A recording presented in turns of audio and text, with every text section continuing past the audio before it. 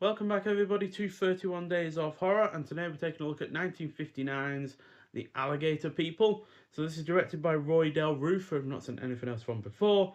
Science fiction horror film, clocks in at 74 minutes long, had a budget of $300,000, which is certainly a lot more than most of these kind of films had back in the day, and that's mainly because it had a big production company behind it. I think it was 20th Century Fox.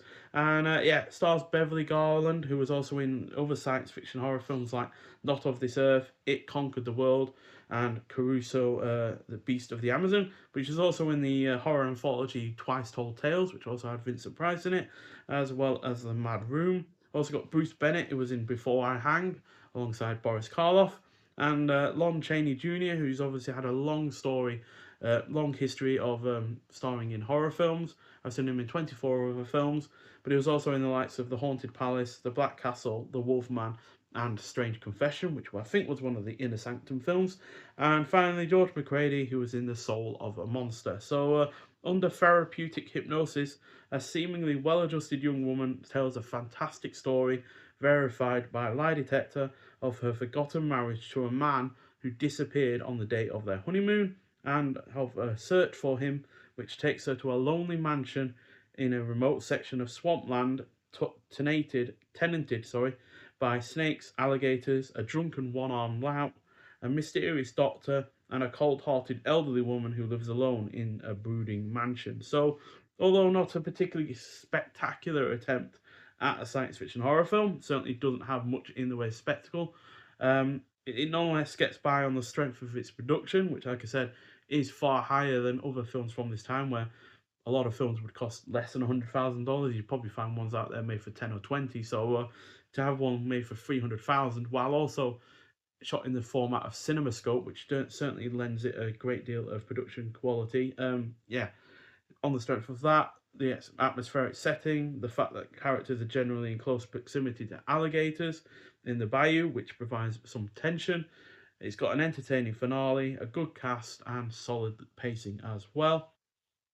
And yeah, the finale is as entertaining as it is because there's a bit of destruction, and one of our characters turns into a upright alligator, basically, because he gets an alligator head and alligator skin. Although you can quite clearly tell it's not real skin or anything like that. It's quite clearly like a jacket or something as it is rumpling up and such. But the head looks convincing enough, and yeah, that's just really enjoyably done, quite frankly. So yeah, it's a 3 out of 5. Nothing spectacular, like I said, but if you're looking for a relatively short B movie, then this should fit your criteria handily. So we've also got reversible sleeve artwork with this release as well, which has the alternative artwork, which is a little bit more representative of the film, I feel, because it looks a damn sight more like that than that, to be honest. We also got a poster with this, which I have used in the past, so it is a little bit rumpled on the corners, but still, is nicely done. Not the thickest of paper, but it is still decent enough. And yeah, I don't think we had any extras on this. No, just the poster and the reversible sleeve. Obviously, does it have it on DVD as well? So if you want that more low quality picture kind of a feel, then watch it on that as well. But yeah, no extras on here at all. But yeah, this is a kind of film that 101 Films does that I really enjoy. And yeah, even though I don't feel that they put out quite as much in terms of enjoyable stuff like this anymore.